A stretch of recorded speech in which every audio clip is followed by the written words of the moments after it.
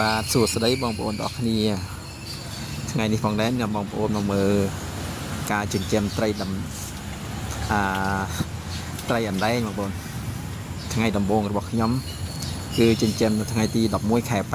5នេះខ្ញុំប្រឡែងកូនត្រីពេលព្រឹកពេលថ្ងៃម៉ោង10ខ្ញុំឲ្យចំណីគឺចិញ្ចឹមនៅក្នុងតង់បងប្អូនតង់របស់ខ្ញុំមានទទឹង1ម៉ែត្រវែង2ម៉ែត្របងប្អូននេះក្នុងនឹងផងដែរមានត្រីអណ្ដែងប្រហែលជា100ត្រីជាងនឹងត្រីក្រាញ់25ត្រីខ្ញុំចិញ្ចឹមរួមគ្នាណាបងប្អូនគឺរួមគ្នាសាក់មើលតើវាអាចធំធាត់ជាមួយគ្នាបានអត់នឹងបងប្អូនអានេះជាថ្ងៃដំបូងរបស់ខ្ញុំប្រឡែងកូនត្រីថ្ងៃទី11ខែ5នឹងបងប្អូនចាំមើលមួយខែទៀតខ្ញុំធ្វើវីដេអូមួយคลิปទៀតនឹងឲ្យបងប្អូនមើលតើត្រីខ្ញុំក្នុងមួយខែធំប៉ុណ្ណាហើយបងប្អូនសូមអរគុណបាទសូមជម្រាបលា